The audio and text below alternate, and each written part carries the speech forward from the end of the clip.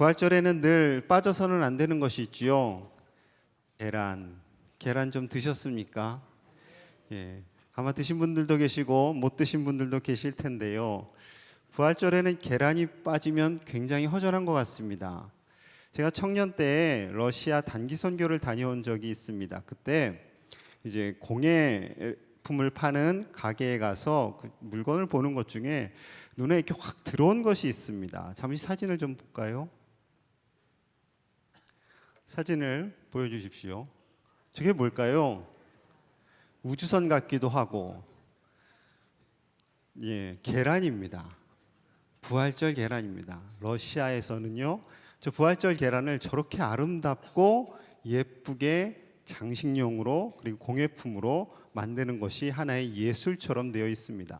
다음 사진 볼까요? 이제 좀 계란 같지요? 굉장히 큰 계란 같지만 크진 않습니다. 다음 사진도 저건 도자기로 만든 계란이고요.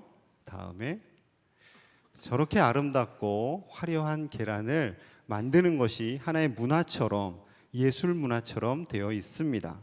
참 놀라웠습니다. 저런 거 이렇게 집에 장식해 놓으면 볼 때마다 예수님의 부활을 생각하겠다라는 생각을 하게 되었고요.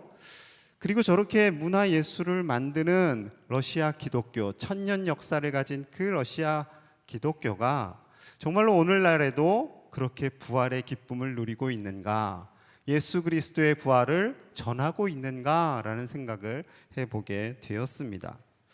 오늘 본문은 예수님의 부활이 우리에게 어떠한 의미가 있는지를 말씀해주고 계세요. 예수님 이전에는 부활이 없었습니다. 부활이 없었어요. 죽음을 경험하지 않고 승천한 에녹과 엘리야가 있지만 그것은 부활이 아닙니다. 예수님이 죽은 나사로를 살리셨지만 그것은 부활이 아닙니다. 나사로는 다시 죽었겠지요. 오직 부활의 첫 열매는 예수 그리스도인 줄로 믿습니다. 그래서 오늘 본문 20절에 이렇게 말씀하고 계세요. 같이 보겠습니다. 시작. 그러나 이제 그리스도께서 죽은 자 가운데서 다시 살아나사 잠자는 자들의 첫 열매가 되셨도다. 잘 보십시오. 죽은 자 가운데서, 처음엔 죽은 자라고 되셨죠? 말씀을 그렇게 하고 계시죠? 그리고 뒤에는 뭐라고 표현하고 있습니까? 잠자는 자들. 이제 신분이 바뀌었습니다. 이제 우리에게 죽음이라는 의미가 중요하지 않게 되었습니다. 이것이 왜 소망이 되는지 22절에서 우리에게 말씀해 주고 계세요. 22절 같이 봅니다. 시작. 아담 안에서 모든 사람이 죽은 것 같이 그리스도 안에서 모든 사람이 삶을 얻으리라. 아멘. 아담으로 인해서 모든 사람이 다 원죄로 말미암아 죽게 되었습니다. 죽을 수밖에 없게 되었어요. 신학적으로는요, 다 죽은 겁니다. 이 소식에 좀 억울해하는 분들이 계세요. 나 죄 지은 거 없는데, 나 선악을 알게 하는 열매 내가 따먹은 것도 아닌데 왜 내가 죽어야 합니까? 라고 생각하는 분들이 계세요. 그러나 기쁜 소식이 바로 뒤에 이어지지요. 예수님의 부활로 인해서 우리는 영생의 복을 누리게 되었습니다. 예수님으로 말미암아 우리는 새 생명을 얻었고요, 다시는 죽음으로 인해서 두려워하거나 겁내거나 떨지 않게 되었습니다. 지옥을 가고 싶어도 갈 수 없는 신세가 되었습니다. 얼마나 큰 복인지 모릅니다. 이 놀라운 은혜가 우리 안에 큰 기쁨으로 함께하기를 축복합니다. 근데 우리 안에요, 좀 연약한 마음이 있어요. 뭐냐면 저 사람도 구원받고 저 사람도 천국 가고 다 가네, 다 가죠. 희소성의 원리가 좀 떨어진다라는 거예요. 저 사람도 가고 나도 가고 다 가면은 왠지 그 기쁨이 좀 떨어지는 게 우리의 연약한 심령입니다. 남이 가지지 못한 것을 더 가져야 기쁘고요, 남이 누리지 못하는 것을 더 누릴 때 우리 안에 기쁨이 오는 얄팍한 마음이 있습니다. 사랑하는 여러분, 구원의 기쁨, 그 부활의 기쁨이 세상의 그 무엇보다 값진 것임을 날마다 마음에 새기실 수 있기를 축복합니다.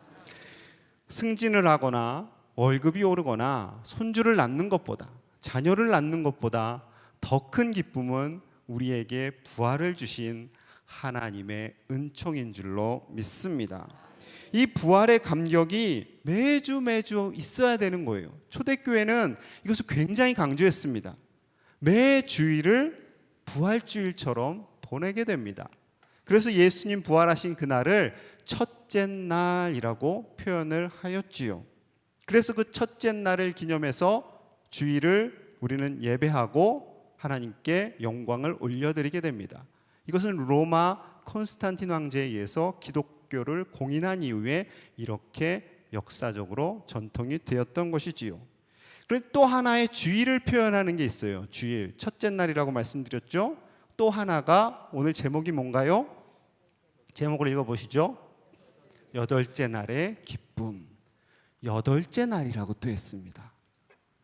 뭔가 근거가 있어야겠죠. 성경적인 근거가 있어야 됩니다. 성경적인 근거는 요한복음 20장 26절에 있습니다. 같이 보겠습니다. 시작. 여드레를 지나서 제자들이 다시 집안에 있을 때에 도마도 함께 있고 문들이 닫혔는데 예수께서 오사 가운데 서서 이르시되 너희에게 평강이 있을지어다 하시고. 아멘. 여드레를 지나서 첫째 날, 부활하신 첫째 날로부터 여드레, 즉 8일이 지나서 토마에게 보여주시기 위해서 예수님께서 다시 한번 부활의 몸을 입고 나타나세요. 그 도마에게 보여준 날이 바로 여덟째 날입니다. 자, 첫째 날이 무슨 날이라고요? 주일. 그럼 이제 세보겠습니다. 잘 세셔야 됩니다. 산수입니다. 자, 그 다음에 갑니다. 월, 화, 수, 목, 금, 토, 주일. 몇째 날이죠? 여덟째 날이 됩니다. 그래서 초대교회는 이 첫째 날과 여덟째 날을 강조했고요. 이 8이라는 숫자를 굉장히 의미 있는 숫자로 부여하게 됩니다. 그래서요, 8이라는 숫자를 상징적으로 어떻게 하면 이 초대교회 안에 심어 놓을까를 생각한 것이 사진에 있습니다. 사진 보시죠. 지금 뭘까요? 몇 각으로 되어 있습니까? 저 가운데 있는 구조물이 팔각입니다. 저것은요, 세례반이라고 합니다. 저 안에 성수를 붓고 저 안에 들어가서 세례를 받았습니다. 저 사진은 이태리 피사의 대성당에 있는 세례반이고요. 다음 사진 보시죠. 저것도 이제 각도를 대략 보시면 딱 아시겠죠? 몇 각으로 되어 있습니까? 팔각입니다. 저것은 독일 림부르그 대성당에 있는 세례반입니다. 그리고 다음 사진 보겠습니다. 저 왼쪽 낯이 익죠? 대상당교회에 있는 세례반입니다. 다음 사진 보시면 위에서 좀 제가 각도를 찍었습니다. 몇 각으로 되어 있습니까? 팔각입니다. 팔각형입니다. 저것만 보면 만약에 이전 사진을 보지 않고 중세교회 그 사진을 보지 않고 대상당교회 세례반만 생각하면 이 토착화한 거구나. 우리 팔각정 딱 떠오르실 거예요. 그거 아닙니다. 팔각정을 축소시켜서 세례반을 만든 것이 아니라 첫째 날부터 여덟째 날까지 매 주일을 부활주일로 보내고 싶은 초대교회 성도들의 마음이 저 세례반 안에 담겨져 있었던 것이지요. 그러니까 초대교회 성도들은 매 주일을 부활주일로 섬기게 됩니다.